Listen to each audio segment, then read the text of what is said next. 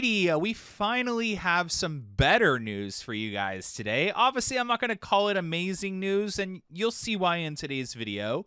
So I am going to be super transparent in covering this coaster, and I know that that could upset possibly the manufacturer of the coaster, but I just want to be transparent for what I am experiencing or seeing before my eyes watching the construction. Now, with that being said, please understand that this is coming from the opinions of me, and that none of this is actual. This is just the opinions based off of what I'm seeing, and obviously nothing is dangerous or anything like that. But let's get right into it, because I do have a couple things I want to talk about, and it is getting really frustrating and really annoying watching time after time there be some sort of kind of what appears to be a misalignment. Now, misalignments do happen on a lot of coaster projects out there.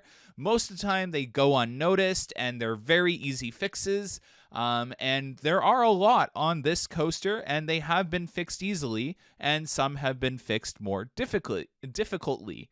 And in today's video, you're going to see some of those that I just wanted to kind of showcase to you. But again, once they're fixed, it is literally like new. It is great, it's blah blah blah. But there is something on the double inverted top hat that has not been fixed since it's been constructed, and that is alarming in terms of timeline wise, not alarming in terms of safety, because it will be fixed or it won't open in that essence. And that's why it's a little frustrating, because this coaster should have been, open at least sometime soon, and we're still looking like we're a good 3 weeks, 4 weeks out, and that is best case scenario, to be honest. But hopefully I'm wrong.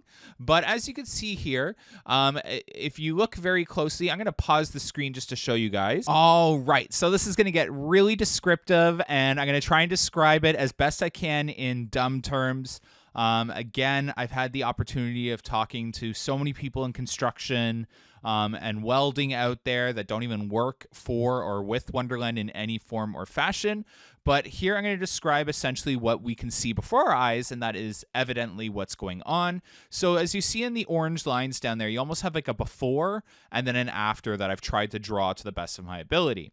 So based off of what I'm seeing, what I think has happened, and again, take that with a grain of salt, is the fabricator, which, by the way, from what I understand, isn't actually Intermountain Lift. They just did the track and the supports for the first part of the ride. All the supports back here, I think, were fabricated elsewhere.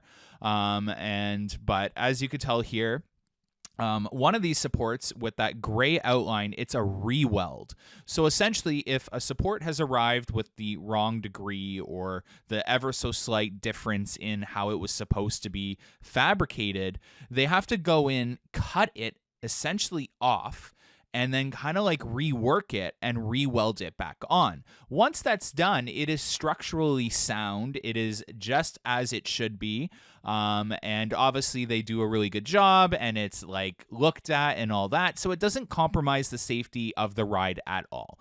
And this has happened on other coasters out there. This does happen in any construction project out there. It's just this appears to be happening very frequently with Alpen Fury, and it's caused a majority of the delays, along with the supports not being fabricated in what I would assume in time. So I just wanted to describe in a really detailed way for you guys to explain what I am seeing, and just pass on what I think is going on to you guys as well.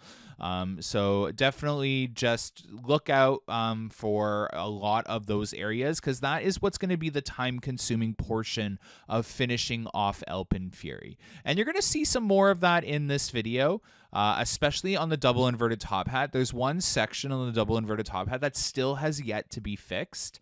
And obviously there is a third-party company on site, a company that I've actually seen do a lot of the work on Behemoth in terms of torquing bolts and working in really difficult to reach and really high locations on the ride. So that's THI, so you'll see that a little later on in the video. That was really cool to see them there. But here we have a newly built tower for the stall. This is the east side of the globe's tower. And obviously there is what appears to be, again, we have to wait to see how it ends up coming out. There appears to be some sort of misalignment there. But again, we can't jump to conclusions, so we'll keep our eye on that and keep you guys posted on that support column as well. They have done a lot of landscaping here, especially with getting the lockout fencing in and ready to lay down bricks entering International Showplace. Here's some of that lockout fencing. So definitely very exciting. We are definitely getting to the end of, the landscaping portion. A lot of grout has been done throughout the ride, but you heard me talk earlier about a support column on Alpen Fury. So THI is on site working on the support columns for Alpen Fury. And a lot of these support columns, if you remember, had a lot of issues in terms of installation, or what appeared to be issues with installation. And again, just to reiterate and re-clarify, this does happen with construction projects like building bridges, building high rises, and building structures. It's a very complicated process with alignments, footings, everything has to work, everything has to align, and when it doesn't, there is a solution. But as you can see here, even that one support column, it has a spacer plate, and then the other one just off to the left of it obviously either needs more adjusting or it's going to need a spacer plate as well. Very easy, very common fixes. But the issue that I'm noticing is it's taking a really long time to do so. So again, the double inverted top hat was completed, 3-4 weeks ago? Has it been that long? Yeah, it's been that long, and it's still not fixed. So it's a little bit alarming, and we'll definitely be keeping our eyes on that as well. Escrow Welding has left the site. It looks like they've done whatever they need to do. I'm assuming they were building, and again, this is a huge assumption. I do not know what's going on inside that tunnel, that they were installing beams that prefabricated sections of rockscapes can be attached to. Now, what has been a little alarming in terms of this construction process is the fact that the station area has hardly anyone working in it, and there's a lot of work left to do. Now, with that being said, if you have a month to work, again, if Alpen Fury isn't going to be ready for a month, you're not going to pay these contractors overtime and pay more contractors than you need on the site.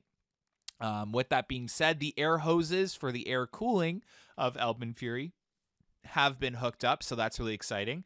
Again, the ride has been powered on. I assume they are working out all that programming details and all that. We've seen the sensor lights on inside the mountain, so that is all really good news. But again, a little alarming that there is so much work to do in the station area. The air gates have not been installed yet. They are just being stored up there in the station. I love this burgundy color that they are using all over Alpenfest. It kind of reminds me of Busch Gardens Williamsburg, so I really appreciate that. It looks great. Those are the air gates up there for the station. So that's really exciting that they're up there, but again, just a lot of work. But if you have a month left to work, this will align. I've seen worse, to be honest. So based off of what I've seen, this will all align. Here is a shot of inside the mountain. Again, no sign of any rockscapes tunnel out here, but again, I think it's going to be after the transfer track that it would start. So I'm not expecting to see any sidewalls up here until you're well along the way in that launch. So this is just the pre-launch and then the transfer track section that'll transfer trains into the maintenance bay. So we'll wait and see. No amazing quick work going on in the queue line area underneath the station. Still a lot of work to do there. Still a lot of work to do on the facade of the building. And they're just finishing off insulation and putting up the themed board woods in the station to finish off all that up there. The merch store working on the walls and the flooring and the electricity and the lights are all done in there. But yeah, definitely still a lot of work to do in AlpenFest, and a lot of work to do at the station, obviously, but the really difficult, complex parts are done. Remember, landscaping can get done pretty quickly. I want to make a correction. In the last video, I said this was the electrical components. This is the air conditioning and the pneumatics of the ride. So I just wanted to make that quick correction. I had posted the video and then clued in that those blue hoses were the pneumatics of the ride. So yeah, I just wanted to make a quick correction there. The side paneling is going up on Alpen Fury Station, and the shingles are about 90% done on the roof. Here's a better shot of that support column. Again, it'll be interesting to see what they do with that. I can't tell if they can just slide it over, and that's just, you know, they didn't complete it, and that's it's not a misalignment, but based off of what I've seen with Alpen Fury, it's hard to tell, but we'll have to wait and see. They did build the rest of the ride on top, so I will tell you that is a good sign. Whenever I've seen them progress past a misalignment, it means that it isn't of concern to the construction team and that there's an easy fix, or it's just not an actual misalignment at all, and it's just something that they'll fix in the coming days. So again, not to be too concerned. I've noticed whenever they move past it, very good news. Don't worry. Yeah, so outside of that, all that's left to do is finish up AlpenFest, finish the station, start digging out that queue line that leads up to those 3 sets of stairs, get the air gates in, get that op booth in, which still isn't in. Again, this little building, it's looking great. I love that burgundy color, like I said. Don't know what it's going to be. It's going to be some sort of little showroom or what, but it'll be interesting to see what that turns out to be, because there is a little electrical box in there, but that could be for the entrance sign, but who knows? Have absolutely no idea what this building could end up being.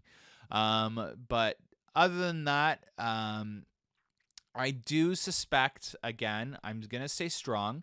And hold on, before I get to that topic, the grouting in the Skyflyer loop has mostly been completed. There is just a few footings left to do the grout there. Again, there's one footing in the double inverting top hat that has not been grouted yet, which I find very interesting. So we'll be keeping an eye on that. But for the most part, they've capped off or grouted these footings here. 2 more track pieces to install before it's about 50% complete on the stall, but I have a feeling tomorrow they're going to work on the west side of the globe's tower structure for the stall, and then yeah, so the last supports have arrived. There might be one more shipment that arrives in a day or two, because they seem to be every couple days spaced out, but this could be the last shipment. A lot of you have been asking what's going on with Yukon Striker. It is just down. Maintenance happens just like your car. Sometimes, you know, a little part needs to be replaced, and that's all it is. Nothing alarming. It'll be up and running in the next couple of days. A lot of you saw a big crane there today. I assume that it was lifting a sprocket, if I had to guess based off of the pictures I saw, into place like we saw with Leviathan in previous years. Very easy, very simple fixes. Now, what's not so easy is Mindbuster. Mindbuster is clearly facing a delay. I don't really have an update for you other than I see about 2 to 3 people working on the ride only now, and there's still a lot of work left to do. So maybe it'll open around the same time as Alpen Fury. Thank you so much for watching today's update, and have a good one, guys. Bye.